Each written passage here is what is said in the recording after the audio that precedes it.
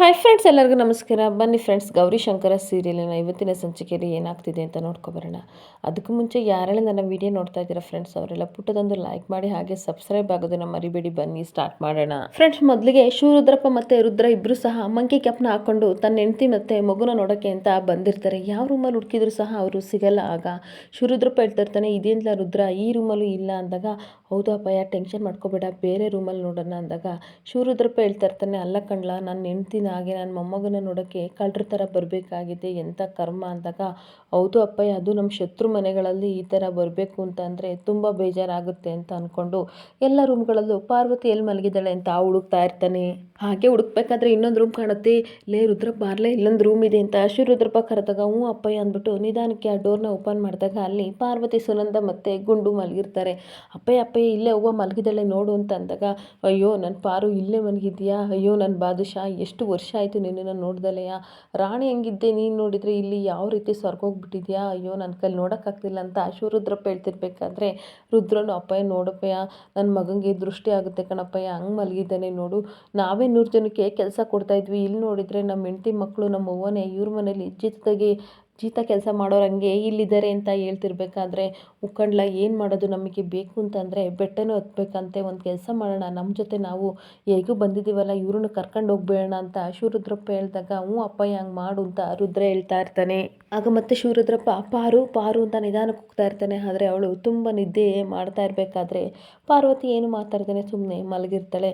ಅಪ್ಪಯ್ಯ ಅವ್ವ ಜಾಸ್ತಿ ನಿದ್ದೆ ಮಾಡ್ತಾ ಇದೆ, ಅದಕ್ಕೋಸ್ಕರ ಎದ್ದೇಳ್ತಿಲ್ಲ, ನಾನು ನನ್ನ ಕಣ್ಣು ತುಂಬಿಕೊಂಡು ನನ್ನ ಮಗನ ಹತ್ರದಿಂದ ಬರ್ತೀನಿ ಅಂತ ಅಂದಾಗ, ಹುಷಾರು ಹೋಗ್ಬಾ ಮಗನೇ ಅಂತ ಕಳಿಸ್ತಾನೆ.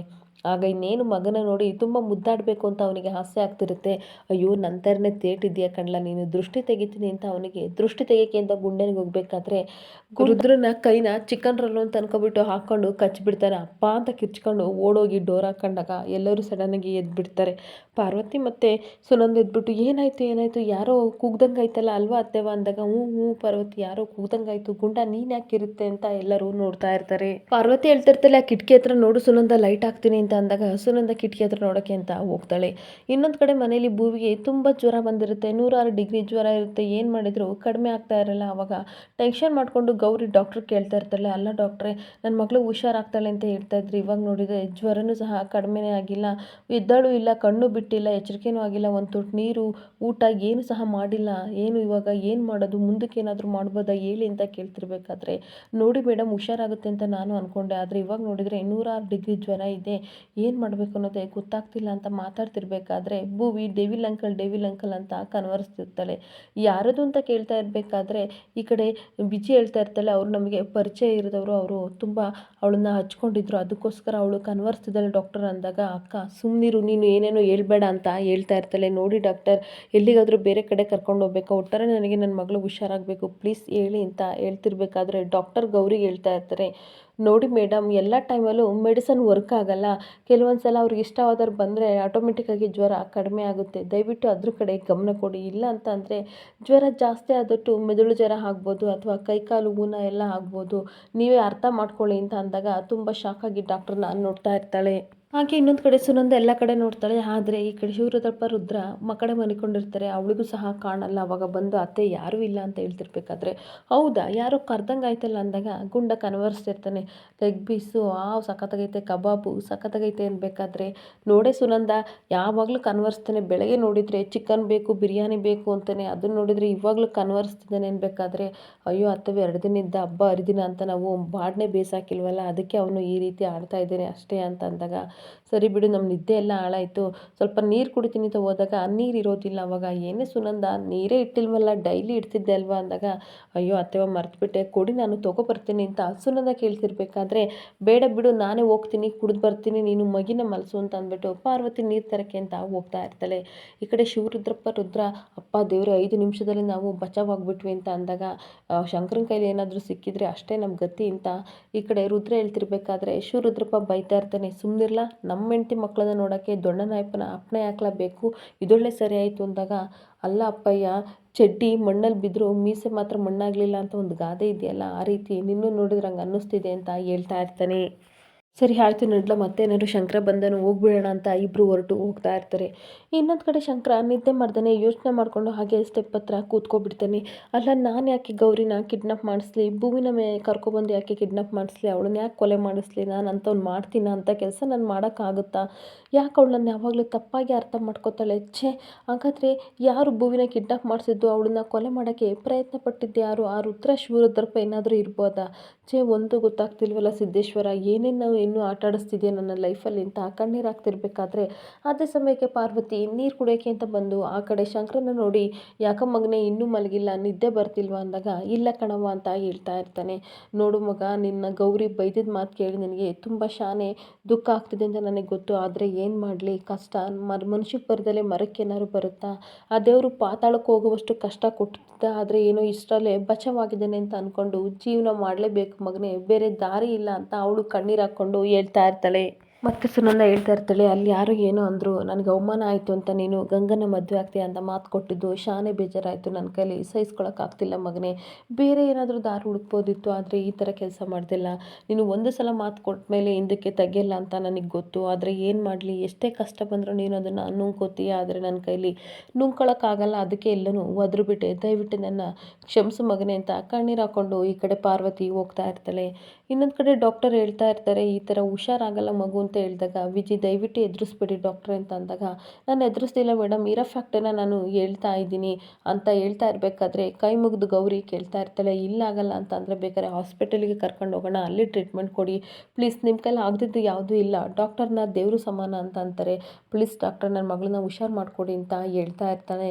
ನೋಡಿ ಮೇಡಮ್, ನೀವು ಈ ರೀತಿ ಎಲ್ಲ ಕೇಳಬೇಡಿ, ನಾನು ಎಲ್ಲ ಟ್ರೀಟ್ಮೆಂಟು ಹಾಕಿದ್ದೀನಿ, ಅಲ್ಲಿಗೆ ಕರ್ಕೊಬಂದರೂ ಇದೇ ಟ್ರೀಟ್ಮೆಂಟ್ ಆಗೋದು, ಎಲ್ಲದಕ್ಕೂ ಮೆಡಿಸನ್ ವರ್ಕ್ ಆಗಲ್ಲ, ಯಾರನ್ನ ಕನ್ವರ್ಸ್ತಾ ಇದ್ದಾಳೆ ಮಗು ಅವ್ರ ಜೊತೆ ಮಾತಾಡಿಸಿ ಅವ್ರನ್ನ ಒಂದ್ಸಲ ಕರೆಸಿ, ಏಕೆಂದರೆ ಮಗುಗೆ ವಿಲ್ ಪವರು ತುಂಬ ಕಡಿಮೆ ಇದೆ, ಅದರಿಂದ ಎಷ್ಟು ಮೆಡಿಸನ್ ಕೊಟ್ಟರೂ ಸಹ ಅದು ಯೂಸ್ ಇಲ್ಲ ಅಂತ ಹೇಳ್ತಿರ್ಬೇಕಾದ್ರೆ ಗೌರಿ ಏನು ಮಾತಾಡದೆ ಡಾಕ್ಟ್ರ್ ಮುಖ ನೋಡ್ತಾ ಇರ್ತಾಳೆ. ಮತ್ತೆ ಡಾಕ್ಟ್ರು ಹೇಳ್ತಾರೆ, ದೊಡ್ಡವ್ರಿಗಾದರೆ ಏನು ಬೇಕಾದರೂ ಮಾಡ್ಬೋದು ಮೇಡಮ್, ಮಕ್ಕಳಿಗೆ ಜ್ವರ ಬಂದಿದೆ, ಅದನ್ನು ನಾವು ಇಂಜೆಕ್ಷನಲ್ಲಿ ಹುಷಾರು ಮಾಡೋದನ್ನು ಸರ್ಜರಿ ಮಾಡೋಕ್ಕಾಗಲ್ಲ, ಅರ್ಥ ಮಾಡ್ಕೊಳ್ಳಿ, ಆ ಮಗು ಏನು ಕನ್ವರ್ಸಿದ್ದಾಳೆ ಅವ್ರನ್ನ ಬರೋಕ್ಕೆ ಹೇಳಿ, ಇಲ್ಲಾಂದರೆ ವೆಯ್ಟ್ ಮಾಡಿ, ನಿಮಗೆ ಬಿಟ್ಟಿದ್ದು, ನಾನು ಹೇಳಿದ್ದೀನಿ ಅಂತ ಡಾಕ್ಟ್ರು ಹೇಳಿದಾಗ ಏನು ಮಾತಾಡದೆ ಗೌರಿ ಅವ್ರ ಮುಖನ ನೋಡ್ತಾ ಕಣ್ಣೀರು ಹಾಕ್ತಾ ಇರ್ತಾಳೆ. ಸರಿ ಮೇಡಮ್ ನಾವು ಬರ್ತೀವಿ, ಇನ್ನು ನಾಳೆ ಬಂದು ನೋಡ್ತೀನಿ ಅಂತ ಅಂದ್ಬಿಟ್ಟು ಡಾಕ್ಟ್ರು ಹೊರಟು ಹೋಗ್ತಾ ಇರ್ತಾರೆ.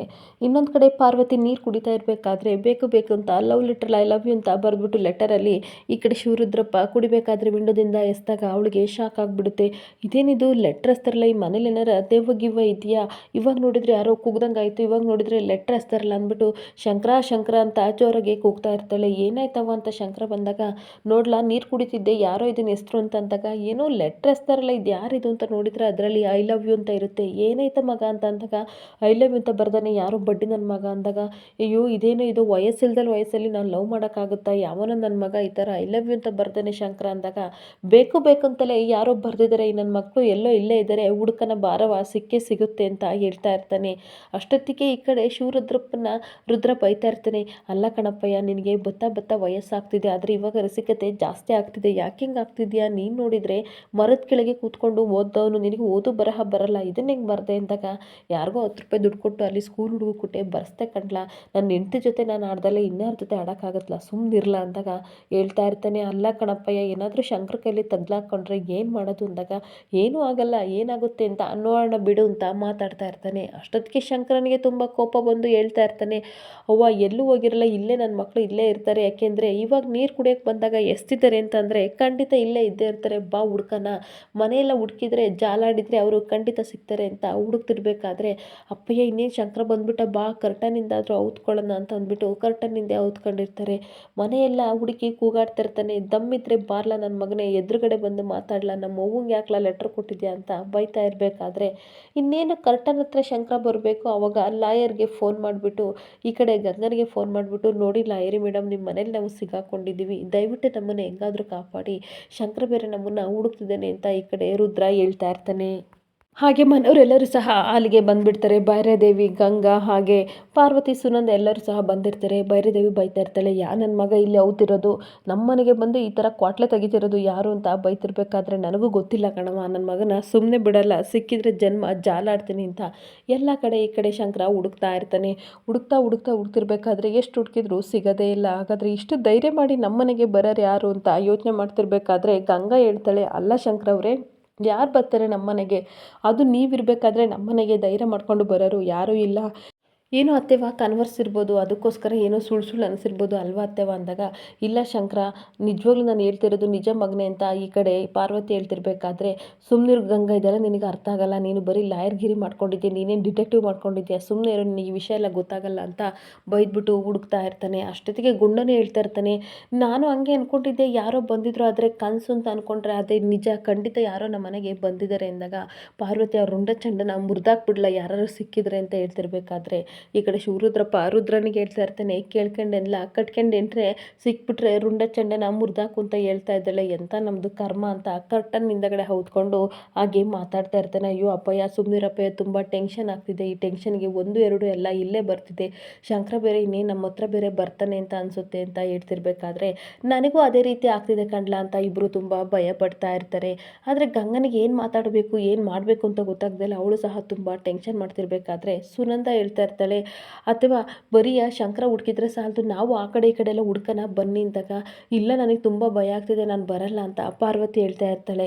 ಅಷ್ಟೊತ್ತಿಗೆ ಅಯ್ಯೋ ಶಂಕರ ಇರಬೇಕಾದ್ರೆ ಯಾಕತ್ತವೆ ನೀವೆಲ್ಲ ಎದುರ್ಕೋತೀರಾ, ಬನ್ನಿ ಹೋಗೋಣ ಹುಡ್ಕನ ಅಂತ ಹೋಗ್ತಿರ್ಬೇಕಾದ್ರೆ ಪಾರ್ವತಿಯ ಕರ್ಟನ್ ಅಲ್ಲಾಡೋದನ್ನ ನೋಡಿ, ಶಂಕರ ಇಲ್ಲಿ ಯಾರೋ ಇರಂಗಿದ್ದಾರೆ ಕಣ್ಲ ಅಂತ ಹೇಳ್ತಿರ್ಬೇಕಾದ್ರೆ, ಹ್ಞೂ ಅಲ್ಲಿ ಯಾರೋ ಇರಂಗಿದ್ದಾರೆ ಅಂತ ಸುನಂದನು ಹೇಳ್ತಿರ್ಬೇಕಾದ್ರೆ, ಗುಂಡ ದೊಣ್ಣೆ ಇದೆ ದೊಡ್ಡದು ತೊಗೊಬರ್ತೀನಿ ಅಂತ ಓಡೋಗ್ತಾ ಇರ್ತಾನೆ.